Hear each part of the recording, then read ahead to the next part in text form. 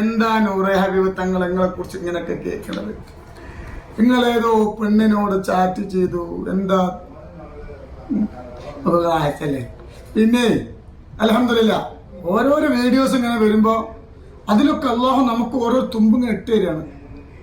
ഇപ്പോ നമ്മൾ താത്ത വീണ്ടും രണ്ടാമതൊരു വീഡിയോ ആയിട്ട് വന്നിട്ടുണ്ട് മറനാടൻ ചാനലിൽ, മനസ്സിലായില്ലേ? ഹായ് ഫ്രണ്ട്സ്, അസ്സലാമു അലൈക്കും വറഹ്മത്തുള്ളാഹി തആല വബറകാതുഹു. മുത്തുമണികളെ, നിങ്ങൾക്കൊക്കെ സുഖം തന്നെയല്ലേ? ഉസ്താദ് ചോദിച്ച മാതിരി അപ്പോൾ തങ്ങളുപ്പ ഞങ്ങൾക്ക് ചോദിക്കാനുള്ള എന്താണ് നൂറുൽ ഹബീബെ ഞങ്ങൾ ഈ കേൾക്കുന്നത്? അത് തന്നെയാണ് ഞങ്ങൾക്കും തങ്ങളോട് ചോദിക്കാനുള്ളത്. തങ്ങൾ പറഞ്ഞ കാര്യം വളരെ ശരിയാണ്. ഒരു പെണ്ണുമായി ചാറ്റ് ചെയ്ത് എന്നും അതുപോലെ തന്നെ 45 മിനിറ്റ് സംസാരിച്ചു എന്നും പടച്ച റബ്ബുൽ ഇസ്സത്തായ തമ്പുരാൻ എന്തെങ്കിലും ഒരു തുമ്പ് ബാക്കി വെക്കുമെന്നാണ് തങ്ങളിപ്പോൾ പറയുന്നത്. വളരെ ശരിയാണ്. എന്താണ് തങ്ങളെ ഈ കാട്ടിക്കൂട്ടുന്നത് നമുക്കും തങ്ങളോട് ചോദിക്കാനുള്ളത്. ബാക്കി കേൾക്കാം.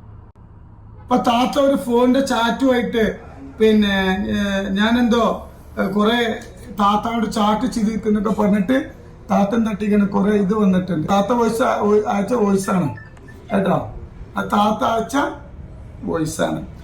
താത്താനോട് ചോദ്യങ്ങൾ ചോദിക്കുകയാണ്. താത്തങ്ങൾ എന്താ അങ്ങനെ പിന്നെ പേടിച്ച് നിൽക്കുന്നത്? ഞാൻ ആരെങ്കിലൊക്കെ നിങ്ങൾക്ക് അങ്ങനെ മോശമായിട്ട് മെസ്സേജ് അയച്ചൊക്കെ ചാറ്റ് ചെയ്തിട്ടുണ്ടെങ്കിൽ നിങ്ങൾ ഒന്നും ഇവിടെ നിങ്ങൾക്ക് കേസ് കൊടുത്തിട്ടില്ല.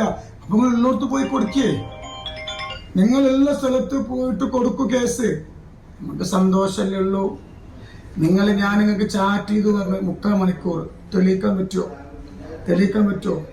പിന്നെ നിങ്ങൾ പിന്നെ കേസ് കൊടുത്തിട്ട് പോലീസുകാര് അത് ഏറ്റെടുക്കും. തെളിവ് വേണ്ട എന്താ അങ്ങനെ പറയുന്നത്? എന്തൊക്കെയാ നിങ്ങള് പറയുന്നത്? പേഴ്സണൽ നമ്പർ അടിമമാരൊക്കെ കൊടുക്കണ്ടേ? അതിന്റെ അടിമമാരല്ലേ? പിന്നെ ഇത് വിഷയമാണ്. നിങ്ങളോട് ഞാൻ ചാറ്റ് ചെയ്യുന്ന നിങ്ങൾ എന്ത് ചെയ്യണം? വേഗം പോയിട്ട് കേസ് കൊടുക്കണം. ഇൻഷാ അല്ലാഹ് ഞാൻ കുറച്ച് അകത്ത് കടക്കാനായിട്ട് കുറച്ച് റെസ്റ്റ് ഇട്ടു വരാം.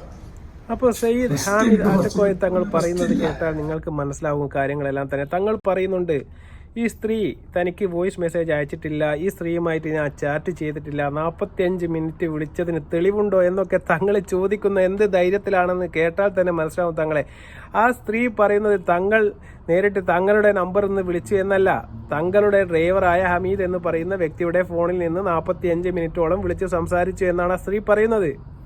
തങ്ങൾ പറയുന്നത് അതിന് തെളിവുണ്ടെങ്കിലല്ലേ കേസെടുക്കാൻ പറ്റും. അതൊരു തെളിവാണ്. കാരണം മറ്റൊരാളുടെ ഫോൺ വെച്ചതിന് ശേഷം അതിൽ നിന്ന് താങ്കൾ വിളിച്ചാലും ആ സ്ത്രീയോട് സംസാരിച്ചാലും അതിന്റെ എല്ലാം ഉത്തരവാദിത്തം അവസാനമായി താങ്കൾക്കും ആ ഫോൺ തന്ന വ്യക്തിക്കും തന്നെയായിരിക്കും. പോയി കേസ് കൊടുക്കാൻ തങ്ങൾ പറയുന്നുണ്ട്. അതെ സാർ, കേസ് കൊടുത്തിരിക്കുകയാണ്.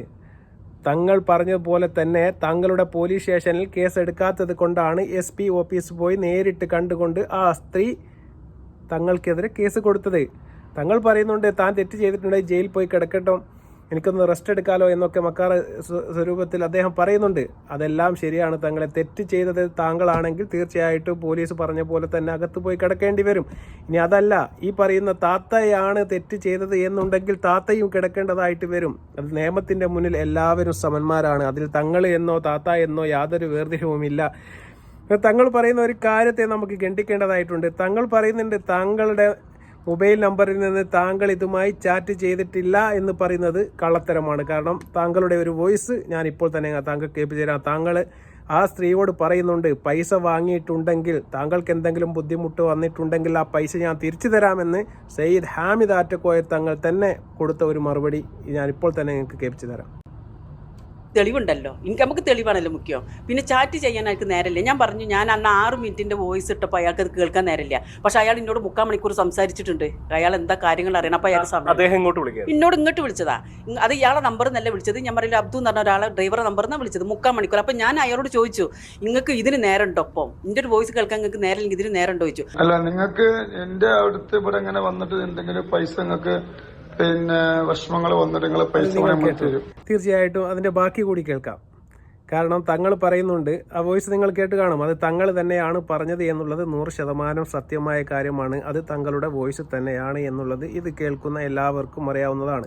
നൂറെ ഹബീബ് എന്ന് പറയുന്ന പ്രോഗ്രാം കേൾക്കുന്നവർക്കും അറിയാം അത് താങ്കളുടെ വോയിസ് ആണ്, അത് താങ്കളാണ് പറഞ്ഞത്. പക്ഷേ താങ്കളുടെ നമ്പറിലല്ല ആ സിം കിടക്കുന്നത് എന്നതുകൊണ്ടാണ് താങ്കൾക്ക് ഇത്ര ധൈര്യം. രണ്ടാമതായിട്ട് താങ്കൾ പറയുന്ന ഒരു കാര്യം ഷിഹാബിനെ ഒഴിവാക്കാൻ വേണ്ടി ആ സ്ത്രീ പറഞ്ഞു എന്നുള്ള വോയിസ് കൂടി ഒന്ന് കേൾക്കാം. ഈ കാര്യം കറക്റ്റ് കേട്ടോളി. ഈ താത്ത പിന്നെ ഷിഹാബ് തങ്ങളെ പിന്നെ എന്റെ സ്ഥാപനത്തിൽ നിന്ന് ഒഴിവാക്കണം, അയാൾ വളരെ മോശമാണ് എന്ന് പറഞ്ഞിട്ടാണ് എനിക്കൊരു വോയിസ് അയക്കുന്നത്. ആ വോയിസ് അവർക്ക് ഇതിലുണ്ട് വോയിസ് കേട്ടോ. അതൊക്കെ എന്റെ നമ്പറിലല്ല, ഒന്നും എന്റെ നമ്പറിലല്ല, വേറെ നമ്പറിലാണ്. പിന്നെ അവര് പറഞ്ഞ കാര്യങ്ങൾ കുറെ നമ്മളെത്തുണ്ട്. നമ്മളോട് ചാറ്റ് ചെയ്തിട്ടില്ല കേട്ടോ. ചാറ്റ് ചെയ്തിട്ടുണ്ടെങ്കിൽ അതെന്ത് ചെയ്യട്ടെ, ഓള് പുറത്തു കൊടുത്തേ. ഒരു പേടിക്കേണ്ട, നിങ്ങൾ തങ്ങളോട്ട് ഒരു തെറ്റും ചെയ്തിട്ടില്ല. ഓക്കെ, ചക്രയോട് പറയാനുള്ളത്. വെറുതെ എന്താണ്, ഞാൻ 3/4 മണിക്കൂർ ചാറ്റ് ചെയ്തു, ഞാൻ 8 മാസം ഞാൻ ഓളോട് ചാറ്റ് ചെയ്തു എന്നൊക്കെ പറയുന്നുണ്ട്. തെളിവ് ഓളോട് പുറത്തു വിടാൻ പേടി. അപ്പൊ കാര്യങ്ങൾ കേട്ടില്ലേ? ആ സ്ത്രീ അയച്ച ഫസ്റ്റ് മെസ്സേജ് ഉസ്താദ് പറയുകയാണ്, ഷിഹാബ് മോശക്കാരനായ ഒരു വ്യക്തിയാണ്, അദ്ദേഹത്തെ അവിടെ നിന്ന് പുറത്താക്കണം എന്ന് പറഞ്ഞുകൊണ്ടാണ് ആ സ്ത്രീ നമ്മുടെ ഹാമിദ് ആറ്റക്കോയ തങ്ങൾക്ക് മെസ്സേജ് അയച്ചത് എന്നാണ് തങ്ങൾ പറയുന്നത്. സത്യസന്ധമായ ഒരു കാര്യം തന്നെയാണ്. ആ സ്ത്രീയും പറയുന്നുണ്ട് ഞാൻ അങ്ങനെ പറഞ്ഞിട്ടുണ്ട് എന്നൊരു കാര്യം. എന്തുകൊണ്ടാണ് അങ്ങനെ പറയാനുള്ള ഒരു കാരണമെന്ന് നിങ്ങൾ മനസ്സിലാക്കണം. ആ ഷിഹാബ് എന്ന് പറയുന്ന വ്യക്തി ഈ പെണ്ണുങ്ങളോട് മോശപരമായ രീതിയിൽ സംസാരിക്കുകയും മോശപരമായ രീതിയിലുള്ള കാര്യങ്ങൾ ആവശ്യപ്പെടുകയും ചെയ്തിട്ടുണ്ട്.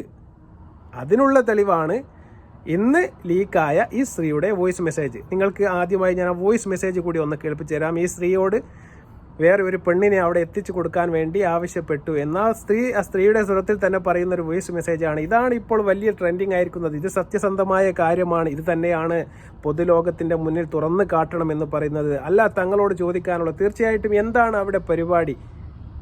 ഈ മജ്ലിസ് നടക്കുന്ന സ്ഥലത്തേക്ക് ഷിഹാബ് എന്ന് പറയുന്ന താങ്കളുടെ ഓഫീസ് വർക്ക് ചെയ്യുന്ന ഒരു വ്യക്തിക്ക് എന്തിനാണ് അവിടത്തേക്ക് സ്ത്രീകളുടെ ആവശ്യം? എന്ത് വർക്കിന് വേണ്ടിയാണ്? അത് വ്യക്തമാക്കേണ്ടത് നൂറെ ഹബീബ് തങ്ങൾ തന്നെയാണ്. കാരണം താങ്കളുടെ ഓഫീസിൽ ജോലി ചെയ്യുന്ന ഒരു വ്യക്തിയാണ് ഷിഹാബ്. അതുകൊണ്ട് തന്നെയാണ് താങ്കൾക്ക് അതിൻ്റെ ഉത്തരവാദിത്വം നിലനിൽക്കുന്നത്. ഇന്ന് ആ ലീക്കായ ആ വോയിസ് മെസ്സേജ് കൂടി നമുക്കൊന്ന് കേൾക്കാം. ഞാൻ കുറേ മുമ്പ് അവിടെ ഇബിരുസിനിൽ അഡ്മിറ്റായിരുന്നു. അതിൻ്റെ മുമ്പ് എനിക്ക് ഇങ്ങനെ ചെറിയൊരു അസുഖം പോലെ തോന്നിയപ്പോൾ ഞാൻ ആറ്റക്കോയ തങ്ങളുണ്ടല്ലോ, നൂറ് ഹബീബിൻ്റെ ആ തങ്ങളെടുത്ത് ഞാൻ പോയിരുന്നു. അവിടുന്ന് കുറച്ച് ആൾക്കാരെ ഇങ്ങനെ പരിചയപ്പെട്ടു. അപ്പോൾ അവിടെ നിന്ന് ഞാൻ ഷിയാബ് എന്ന് പറഞ്ഞൊരു വ്യക്തിനെ ഞാൻ പരിചയപ്പെട്ടിരുന്നു. അങ്ങനെ അവർ എൻ്റെ ഫോൺ നമ്പറൊക്കെ വാങ്ങി, അങ്ങനെ ഞങ്ങളിങ്ങനെ തമാശ കാര്യത്തിലൊക്കെ ഇങ്ങനെ പറയും, എനിക്കിങ്ങനെ വിളിക്കുകയൊക്കെ ചെയ്യുമായിരുന്നു. നമ്മൾ തളർന്ന് കിടക്കുന്ന സമയത്ത് നമുക്കൊരു ആശ്രയമല്ലേ നമ്മൾ നോക്കുള്ളൂ. ആ ലെവലിലാണ് ഞാൻ സംസാരിച്ചിട്ടുള്ളത്. അങ്ങനെ എൻ്റെ അടുത്ത് അവിടെ ഇബിനു സീനയിൽ വന്നു. പൈസ നമുക്ക് വലിക്കുക, അപ്പോൾ നമുക്ക് ഇഷ്ടംപോലെ പൈസ അവിടെ നിന്ന് കിട്ടും, അപ്പോൾ നമുക്ക് ഇതിന് പറ്റിയ ഒരാളാക്കി കൊടുക്കുമോ, നിങ്ങളുടെ അനുജത്തിനെ കിട്ടുമോ എന്ന് ചോദിച്ചു. ഞാൻ പറഞ്ഞു മേലെ അത്രയും കാര്യങ്ങളൊന്നും പറയണ്ട, വേറെ ആരെങ്കിലുമൊക്കെ ഉണ്ടോയെന്ന് ഞാൻ അങ്ങനെ പറഞ്ഞിട്ടുണ്ട് കേട്ടോ. ഉള്ളത് തന്നെ ഞാൻ പറയും. വേറെ ആരെങ്കിലുമൊക്കെ ഉണ്ടോ എന്ന് ഞാൻ നോക്കട്ടെ. ഒരാൾ ഗൾഫിൽ നിന്ന് ഒരാൾ വരാനുണ്ട്, ഞങ്ങൾ കുടുംബക്കാർ തന്നെയാണ്. അവർ വന്നു കഴിഞ്ഞാൽ ഒരു 10-ാം തീയതിയാണ്, ഒരു 10-ാം തീയതി ഞാൻ പറഞ്ഞിട്ടുള്ളത്. ആ 10-ാം തീയതി വന്നു കഴിഞ്ഞാൽ നമുക്ക് കാര്യങ്ങൾ പറയാം എന്ന് ഞാൻ പറഞ്ഞു. അപ്പോൾ ആ വോയിസ് കൂടി നിങ്ങൾ കേട്ടില്ല. എത്ര മോശകരമായ ഒരു വോയിസ് ക്ലിപ്പാണ് അത് എന്ന്. തീർച്ചയായിട്ടും സങ്കടകരമായ ഒരു വോയിസ് ക്ലിപ്പ് തന്നെയാണ്. എന്താണ് ആ വോയിസിൽ പറയുന്നത്? പൈസ ഉണ്ടാക്കാൻ വേണ്ടി പെണ്ണുങ്ങളെ അങ്ങോട്ട് എത്തിച്ചു കൊടുക്കണം എന്നൊക്കെ പറയുന്ന വളരെ മ്ലേച്ഛകരമായ ഒരു മെസ്സേജ് തന്നെയാണ് അത്. സ്ത്രീകളുടെ ഒരു കാര്യത്തിൽ ഇത്രയും ശ്രദ്ധയില്ലാത്ത രീതിയിൽ എന്തൊക്കെയാണ് അവിടെ നടക്കുന്നത് എന്ന് പൊതുലോകത്തിന് അറിയാൻ താല്പര്യമുണ്ട്. തീർച്ചയായിട്ടും ഇതൊരു വലിയൊരു അന്വേഷണത്തിലൂടെ മാത്രമേ ഇതൊക്കെ പുറത്തു കൊണ്ടുവരാൻ സാധിക്കുകയുള്ളൂ.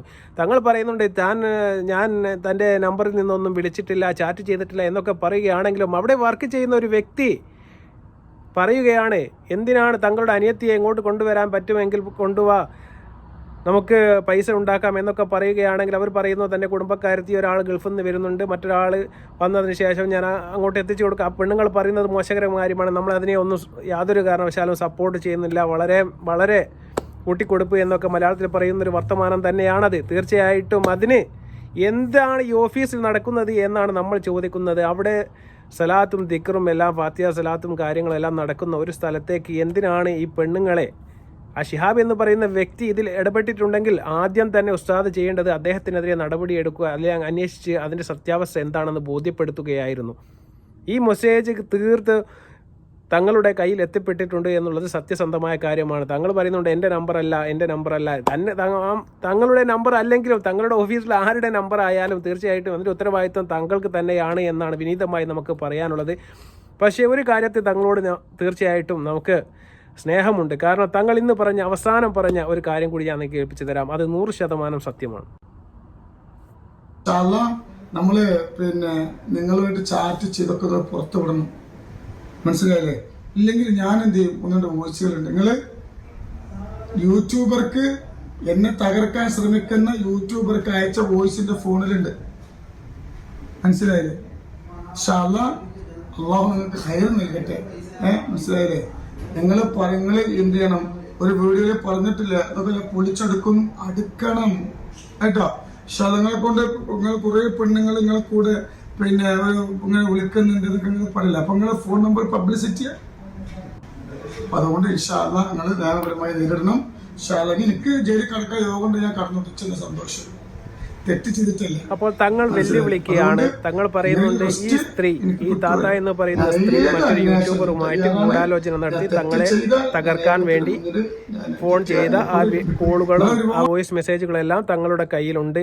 ഇനി തങ്ങൾ അയച്ച വോയിസ് മെസ്സേജുകളും കാര്യങ്ങളും ഈ താത്ത പുറത്തു വിടുന്നില്ലെങ്കിൽ തീർച്ചയായിട്ടും ഈ സ്ത്രീ അയച്ച വോയിസ് മെസ്സേജ് തങ്ങൾ പുറത്തു വിടുമെന്ന് തങ്ങൾ പറയുകയാണ്. ആ ഭീഷണി മാത്രം പോരാ എന്നാണ് നമുക്ക് തങ്ങളോട് പറയാനുള്ളത്. തീർച്ചയായിട്ടും പുറത്തു വിടണം.